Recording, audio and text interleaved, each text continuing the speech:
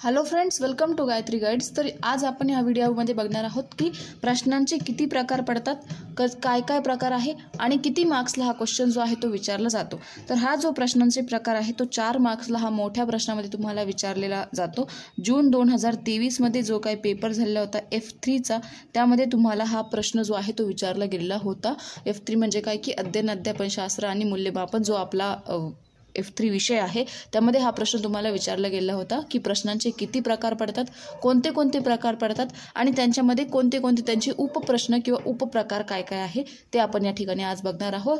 तर प्रश्नांचे जवळपास मेन जे आहे ते 3 प्रकार जे आहे ते पडतात। मेन टाईप ज्याला आपण म्हणू शकतो, तर ते 3 प्रकार असणार आहे।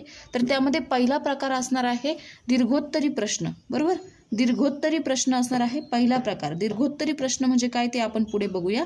दुसरा असणार आहे लघुत्तरी प्रश्न। लघुत्तरी प्रश्न म्हणजे काय तेही आपण पुढे बघूया की काय काय यामध्ये असणार आहे। आणि तिसरा प्रकार असणार आहे तो म्हणजे वस्तुनिष्ठ प्रश्न, बरोबर। मग आता वस्तुनिष्ठ, लघुत्तरी आणि दीर्घोत्तरी तिघांमध्ये काय फरक आहे ते या ठिकाणी आपण बघूया। दीर्घोत्तरी प्रश्न जो असतो तो 4 मार्क्ससाठी तुम्हाला मोठ्या प्रश्नामध्ये विचारलेला असतो। 200 ते 250 शब्दामध्ये तुम्हाला आन्सर जे आहे ते त्या ठिकाणी लिहायचं असतं, किंवा याला आपण निबंध वजा प्रश्न जो आहे किंवा निबंध वजा टाईप आन्सर जे आहे ते इथे तुम्हाला लिहायचे असतात। निबंध वजा टाईप आन्सर म्हणजे काय असतं की इथे तुम्हाला 4 मार्क्सपासून ते 12 मार्क्सपर्यंत जो काही क्वेश्चन आहे तो विचारला जातो। सगळ्यात मोठा प्रश्न जे तुम्हाला 1 ते 1.5 पेज भरून जे आहे ते आन्सर तुम्हाला इथे लिहिणं अपेक्षित असतं, म्हणून याला म्हटलेलं आहे दीर्घोत्तरी प्रश्न। याला निबंध वजा प्रश्न असे सुद्धा म्हटलेलं आहे। काय असणार आहे या ठिकाणी तुम्हाला सगळ्यात मोठं आन्सर लिहावं लागतं। आपला जो काही लास्ट क्वेश्चन असतो तो म्हणजे काय असणार आहे, दीर्घोत्तरी प्रश्न। नंतर असणार आहे लघुत्तरी प्रश्न। मग लघुत्तरी प्रश्न जो आहे तो यामध्ये जवळपास 2 मार्क्सपासून ते 4 मार्क्सपर्यंत किंवा 5 मार्कपर्यंत जे काही शॉर्टकट आन्सर आपण म्हणू शकतो ते या ठिकाणी विचारलेलं असतं, बरोबर। मग शॉर्टकट जे काही लघुत्तरी प्रश्न आहे मग त्याच्यामध्ये कोणते कोणते प्रकार पडणार आहे। लघुत्तरी प्रश्नामध्ये जवळपास 4 प्रकार पडतात। तर ते कोणते कोणते असणार आहे किंवा उपप्रकार आपण त्याला म्हणू शकतो ते आपण बघूया। सगळ्यात पहिलं म्हणजे काय की थोडक्यात उत्तरे लिहा, बरोबर। थोडक्यात उत्तरे लिहा या ठिकाणी असतं। दुसरं असणार आहे टिपा लिहा, बरोबर। आणि तिसरं असणार आहे कारणे द्या, बरोबर, कारणे द्या। आणि चौथं असणार आहे स्पष्टीकरण। मग आता यामध्ये काय काय असणार आहे, हे जे काही क्वेश्चन आहे किंवा हे जे काही उपप्रश्न आहे, 1 हा 2 आणि 3 आणि हा 4, हे जे काही उपटॉपिक आहे यामध्ये तुम्हाला 2 ते 3 मार्क्समध्ये शॉर्टकट आन्सर जे आहे ते लिहायचं असतं। थोडक्यात उत्तर द्या म्हणजे काय की सपोज महात्मा गांधीजीचे शैक्षणिक विचार म्हणजे काय, किंवा मग 4 ते 5 शैक्षणिक विचार स्पष्ट करा। टिपा लिहा म्हणजे सपोज विचारलं 3H म्हणजे काय, आपण त्या दिवशीच बघितलं 3H म्हणजे काय, त्याची संकल्पना स्पष्ट करा।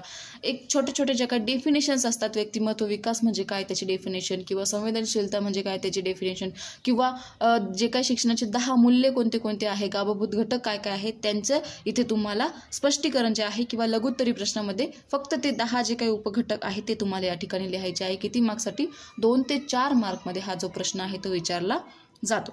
तर अशा प्रकारे हा लघुत्तरी प्रश्न होता। त्यामध्ये 4 त्याचे काय पडलेले आहे, उपप्रश्न किंवा उपटाईप किंवा उपप्रकार जे आहे ते आपण याला म्हणू शकतो। नंतर आहे वस्तुनिष्ठ प्रश्न।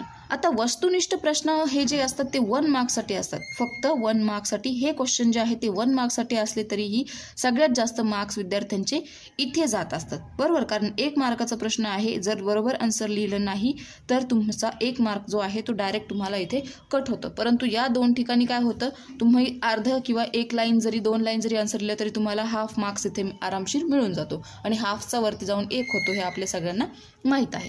तर बघूया वस्तुनिष्ठ प्रश्न।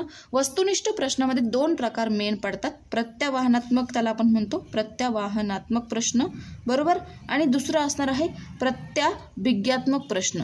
प्रत्याभिज्ञात्मक प्रश्न जो आहे तो दुसरा असणार आहे। हे 2 टाईप यामध्ये मेन जे आहे ते पडतात, ठीक आहे। मग प्रत्यावाहनात्मक प्रश्न म्हणजे काय असणार आहे, यावर तुम्हाला जे काही प्रश्न असतात ते स्मरणावर आधारलेले असतात। स्मरणावर आधारलेले प्रश्न या ठिकाणी विचारलेले असतात। आता स्मरणावर आधारलेले प्रश्न म्हणजे काय असणार आहे, या ठिकाणी सपोज एका वाक्यात उत्तरे लिहा असेल, बरोबर, एका वाक्यात उत्तरे लिहा। नंतर असणार आहे जसं की रिकाम्या जागा भरा. म्हणजे काय की रिकाम्या जागा कोणत्या, स्फूर्ती प्रश्न ज्याला म्हणू शकतो आपण, बरोबर. स्फूर्ती प्रश्न जे असतात त्यामध्ये रिकाम्या जागा म्हणजे काय की रिकामी जागा दिलेली आहे परंतु त्या ठिकाणी तुम्हाला त्याचं ऑप्शन जे आहे ते पर्यायामध्ये दिलेलं नसणार आहे. याला आपण म्हणतो स्फूर्तीदायक प्रश्न किंवा स्फूर्तीदायक रिकाम्या जागा. मग यामध्ये तुम्हाला असणार आहे स्मरणावर आधारलेले म्हणजे त्याचा आन्सर तुम्हाला ओळखणं किंवा आठवणं गरजेचं आहे, ओळखणं गरजेचं नाही, बरोबर. नंतर आहे या ठिकाणी इथे प्रत्याभिज्ञात्मक जो प्रश्न असणार आहे तो ओळखण्यावर आधारित असणार आहे. ओळखणे म्हणजे काय की आता तुम्हाला इथे रिकाम्या जागा दिलेल्या आहे. मग रिकाम्या जागांचं ऑप्शन सुद्धा तुम्हाला इथे दिलेलं आहे. मग त्यापैकी 1 नंबरचं ऑप्शन आहे की 2 नंबरचं आहे ते तुम्हाला ओळखून लिहायचं आहे. किंवा मग यामध्ये असणार आहे जोड्या लावा. मग जोड्या लावाचा अ गट आहे, ब गट आहे. ब गटातील जो काही जोड्या आहे त्या तुम्हाला या ठिकाणी ओळखून लिहायच्या आहे. अशा प्रकारे या काय असणार आहे हा प्रत्यावाहनात्मक ते स्मरणावर आधारलेला आणि प्रत्याभिज्ञात्मक म्हणजे जो काय आहे ओळखण्यावर आधारलेले प्रश्न या ठिकाणी विचारलेले जातात. आता हे दोन्ही प्रकार जे आहे ते वस्तुनिष्ठ प्रकारामध्ये येतात, बरोबर. वस्तुनिष्ठ प्रकारामध्ये येतात. हे जे काय आहे हे आपण शॉर्टकटमध्ये बघितलं किंवा थोडक्यात बघितलं की यांचा अर्थ काय होतो प्रत्यावाहनात्मक आणि प्रत्याभिज्ञात्मकचा. तर आता आपण बघूया यांच्यामध्ये कोणते कोणते प्रश्न तुम्हाला अजून विचारलेले असतात. आता प्रत्यावाहनात्मकमध्ये तुम्हाला जवळपास 5 टाईपचे प्रश्न विचारलेले असतात. मग ते कोणते कोणते असणार आहे ते आपण बघूया. सगळ्यात पहिला म्हणजे काय असणार आहे द्विपर्यायी प्रश्न. द्विपर्यायी प्रश्न म्हणजे काय, आता द्विपर्यायी म्हणजे काय की 2च पर्याय असणार आहे, चूक किंवा बरोबर असं आपण त्याला म्हणू शकतो. चूक किंवा बरोबर या ठिकाणी ओळखायचं म्हणजे द्विपर्यायी प्रश्न आहे. दोघांपैकी एक ऑप्शन बरोबर असणार आहे परंतु एक जर चुकला तर तुमचा मार्क जो आहे तो इथे जाणार आहे, परंतु एक जर बरोबर आला तर तुमचा मार्क्स तुम्हाला इथे मिळणार आहे. त्याला आपण म्हणतो द्विपर्यायी प्रश्न. 2च ऑप्शन असतात, दोघांपैकी एक तुम्हाला सिलेक्ट करायचं असतं, होय किंवा नाही आपण त्याला शॉर्टकटमध्ये म्हणू शकतो. नंतर आहे बहुपर्यायी प्रश्न. बहुपर्यायीमध्ये आपल्याला माहिती आहे आता बहुपर्यायी काय असणार आहे, सीटेट असेल, टीईटी असेल किंवा कोणत्याही ज्या काही कॉम्पिटिटिव्ह एक्झाम असतात त्यांच्यामध्ये 4 ऑप्शन तुम्हाला विचारले असतात किंवा 5ही असतो, वरीलपैकी सर्व किंवा वरीलपैकी एकही नाही, अशा प्रकारे 5 ऑप्शन बऱ्याच वेळेला तुम्हाला दिलेला असतो. मग बहुपर्यायीपैकी सुद्धा तुम्हाला एकच ऑप्शन इथे निवडायचा असतो, तोच ऑप्शन तुम्हाला काय करायचा असतो बरोबर असणार आहे किंवा चूक असणार आहे. जो तुम्ही निवडला तो तुमच्या याच्यावर किंवा अभ्यासावर डिपेंड असणार आहे. म्हणजे हे असणार आहे बहुपर्यायी प्रश्न, बरोबर. नंतर असणार आहे जोड्या लावा किंवा जोड्या जुळवा आपण म्हणू शकतो, जोड्या लावा. आता जोड्या लावामध्ये अ गट ब गट दिलेला असेल, अ गट आणि ब गट. मग या ठिकाणी जो काही आन्सर जे आहे ते तिथल्या तिथंच असणार आहे, फक्त तुम्हाला व्यवस्थितपणे ओळखून त्यांचं काय करायचं आहे जोड्या ज्या आहेत त्या लावायच्या आहे. नंतर असणार आहे सूचीनुसार जोड्या लावायच्या आहे. एखादी सूची दिलेली असते, बरोबर. सूची म्हणजे काय की आता इकडे तुम्हाला 4 ऑप्शन दिलेले आहे परंतु इकडे तुम्हाला जवळपास 5-6 ऑप्शन दिलेले आहे आणि त्यांच्या जोड्या लावल्यानंतर परत तुम्हाला ऑप्शनमध्ये दिलेलं असतं 1 2 3 4 सपोज असे ऑप्शन विचारलेले असतात आणि त्यामध्ये तुम्हाला दिलेलं असतं अचं आन्सर ब म्हणजे सी आहे किंवा बीचं आन्सर ए 2 नंबर आहे किंवा अशा प्रकारे जे आहे बीचं आन्सर 2 आहे, बरोबर, किंवा सीचं आन्सर 3 आहे. असं जे काय असतं त्याला आपण म्हणू शकतो सूचीनुसार जोड्या लावणं. आणि नंतर असणार आहे अर्थविष्कार करणारे प्रश्न.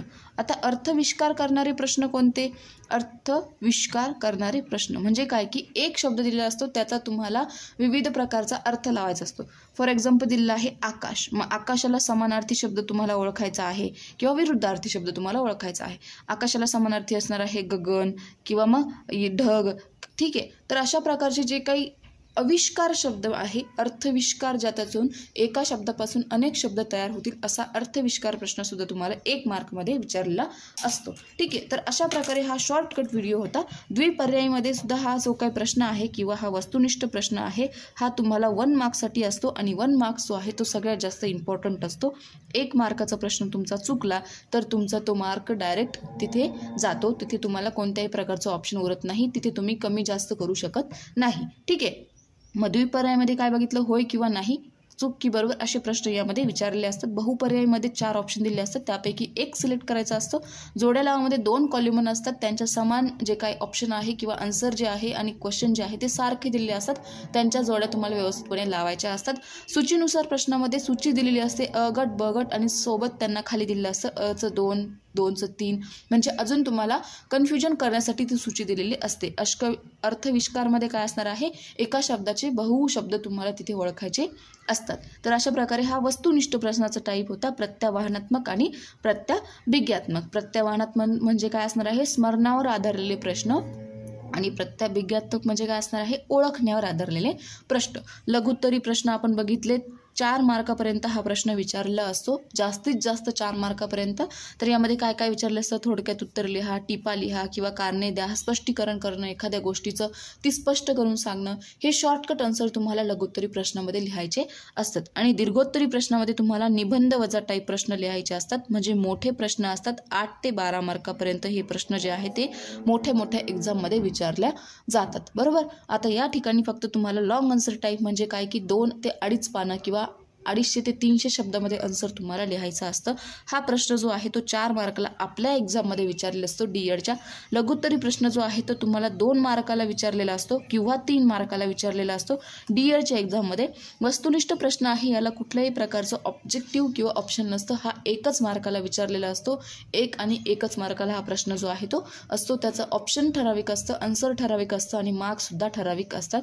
कमी जास्त इथे करता येत नाही. तर अशा प्रकारे आपण बघितलं प्रश्नांचे प्रकार. हा प्रश्न जो आहे तो 4 मार्कला मोठ्या प्रश्नामध्ये तुम्हाला विचारला जातो आणि ह्या सगळ्यामध्ये तुम्हाला हे सगळं लिहिणं आवश्यक आहे, तेव्हाच तुम्हाला 4 पैकी 4 मार्क जे आहे ते मिळणार आहे. तर अशा प्रकारे आजचा हा शॉर्टकट व्हिडिओ होता. आय होप की व्हिडिओ तुम्हाला आवडला असेल, व्यवस्थितपणे एक्सप्लेन करून सांगितलेलं आहे. काही डाऊट असेल तर आपलं टेलिग्राम चॅनल आहे, डायरेक्ट मेसेज करू शकतात. यूट्यूब चॅनलवर सुद्धा कमेंट करू शकतात. ठीक आहे, भेटूया परत पुढच्या एखाद्या नवीन व्हिडिओसोबत. Bye bye, take care.